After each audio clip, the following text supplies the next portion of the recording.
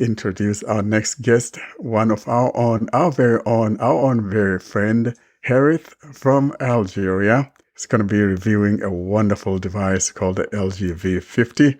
And, like he would say, he got it for a good price, good moolah on that one. So, Yeah, I got for a good moolah.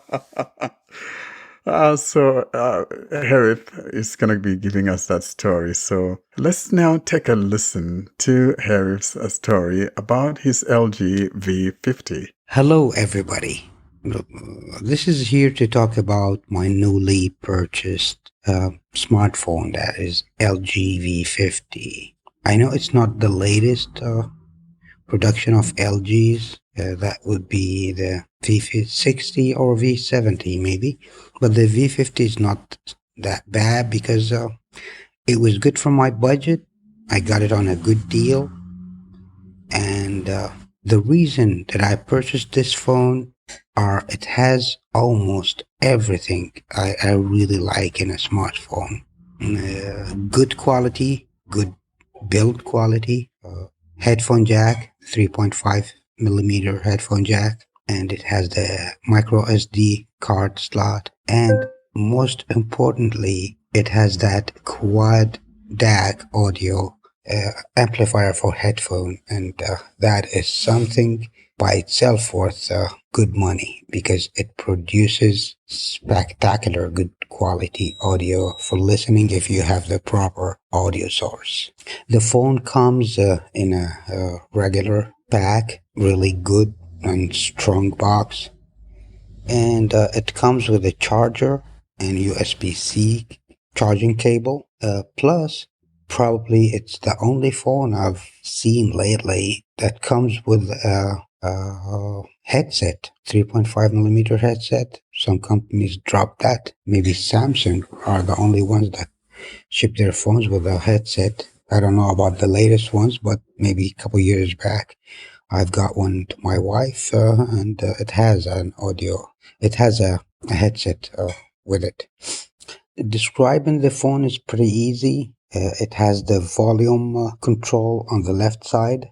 Under that, there's a dedicated assistant, virtual assistant button, to make it for Google or Google Assistant or any other app if you can assign it to it. And the power button is on the right side of the device. On the back of it, it has the fingerprint sensor, and that thing is fast. I mean, it's very fast compared to my Nokia 6.1 phone. See, if I'm gonna touch it right now, I don't know if you're gonna hear the chime, but you just touch it. Swipe with two fingers to unlock your device. It's opened.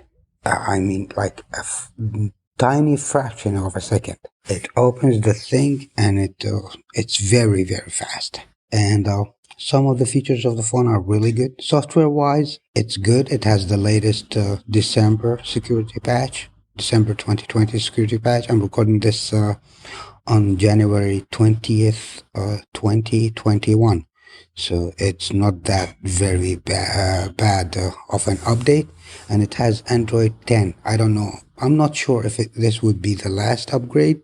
Even if it is, I'm a guy with a hobby of installing custom ROMs on phones. And what pushed me toward this device, there is a small community of people that are successfully flashed custom ROMs on it. So for the future, I won't be very far back with them. I'm gonna keep it on a stock ROM for the near future until it's really outdated software-wise. The phone, I've tested it for the audio quality, for the audio playback with the AKG N40. That's kind of a good headset. It's a earbud, but it's really good one. It's kind of like a high-end, or if you're into the audio stuff, they call it mid-fi end, but probably a very high-end earbud because it's musical and it's fantastic. The thing needs a really powerful device to get its real potential audio generation. So this phone has no trouble making it work and making it really generate the actual audio even better than my high-end laptop. The sound on this thing is unbelievably great. I mean the headset audio quality, because the built-in speakers, I never believe in them. It has stereo speakers, one on the top and one in the bottom, and it has stereo microphones that I'm recording from now. I put it on the normal mode so it won't be like going back and forth left and right, because on studio mode they have to be static in one place to do those. I'm really happy with the phone. It's not very expensive. If you get it on a deal, maybe around $300. While it was just launched, it was above $1,000. Great quality, good phone, highly accessible. When I opened it from the box, I just powered it on in less than a minute, few seconds actually. I got a voice prompt, says if you want accessibility services to be running or something like that. It told me if I need accessibility, like talkback, I press and hold with 2 fingers in the middle of screen. So it tells you when you need to put your fingers over there. And the rest of the steps are very accessible. And it has a neat feature that I really didn't knew about, that you really can call Google, say the command. I didn't say it now because it would respond to me. Even if the phone is locked, you can ask it whatever, and it responds even if it's not plugged into the charger.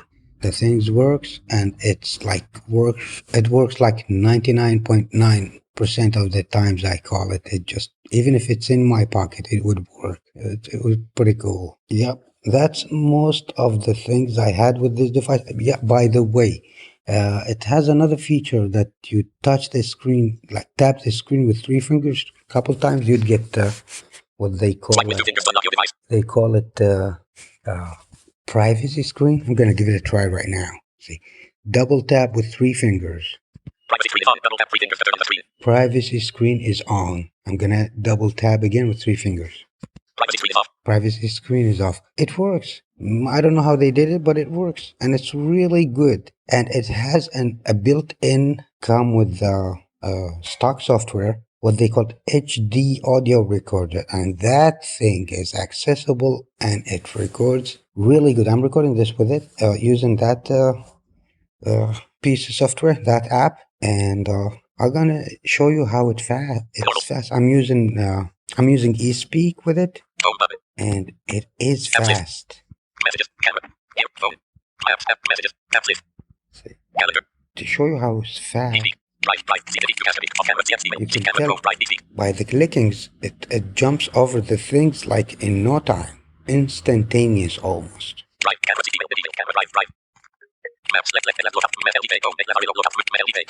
So you can tell how fast it is, and really, it's amazing. So that's pretty much most of it.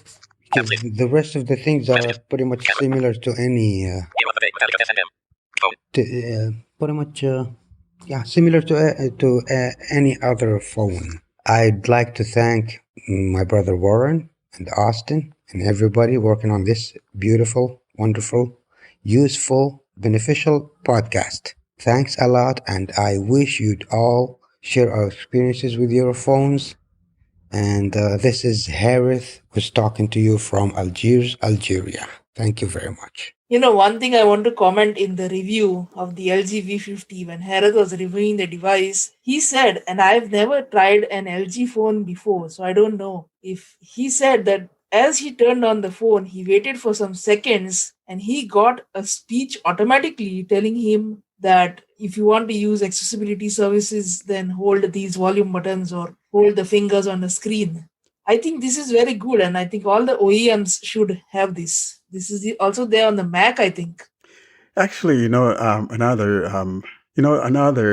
OEM that does this or used to do this was the Galaxy Samsung. Of course, I remember that with the Galaxy S7. When I turned that thing on, actually the voice came up and instructed me on how to enable accessibility. Now, I'm not sure if they've continued that with other Samsung devices or not, but I can say without a doubt that the Galaxy S7 was like that. When you turn it on, the voice came on telling you how to enable accessibility. And this is one of the things that I've been saying about both Samsung and LG is that when it comes to accessibility, these guys go the extra mile in trying to make things more accessible to us. And I really like that. And, Austin, like you said, I wish that other OEMs could do the same thing whereby you turn on the phone and it comes up telling you if you're blind, do this to enable accessibility. In this way, when someone who has never had any experience with an Android device turns it on, he gets the instructions on how to enable accessibility. But if we don't have this, then you have to know someone must have told you how to enable accessibility, or else you're not going to know how to enable that accessibility. So I like what LG is doing here. Yeah, but sadly, the news is coming that they are selling their phone division, so that is very sad for us. Yeah, well, that Any is points true. on that? That is true. Well, we've been talking about on our mailing list, and so I just hope though that that the phone company or whatever the company. Remember, we talked. There was a news article that I posted on our mailing list. It was called VinSmart or something like that. And so apparently it seems like this is going to be the company that would get it, but we're not sure, kind of like there's a hush hush, then it's out there, then LG tries to quieten it down. It's not really, they're not in the up and up as what's going on, but I think that's what's going on because they've been losing moolah after moolah with these LG phones. And one of the reasons that they're losing the moolah on the phones is they launched a phone in India for 11,000 rupees. This phone has Helio P22 processor. I don't know how many year-old processor that is. It's a MediaTek. I think the P22, I think it's probably from 2018, if memory serves me right now. I could be wrong on that, but it's one of the older MediaTek chips. Yeah, I think it's from 2018, 2019. So it's old. And I don't know how it will support Android 12 and all.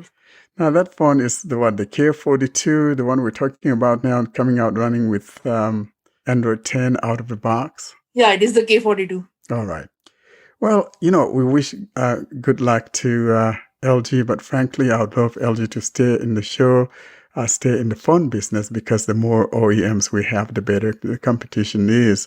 But if they're not here, the market kind of shrinks a little bit, and we don't have those challenges from other OEMs then, and the market kind of shrinks a little bit when it comes to manufacturers. Except, of course, we have a lot of Chinese companies, but oftentimes that's not the case here out in the West. So we'll be missing something out here in the West if LG indeed goes away. But if the Vietnamese thing comes in and even comes out here, then we still have them.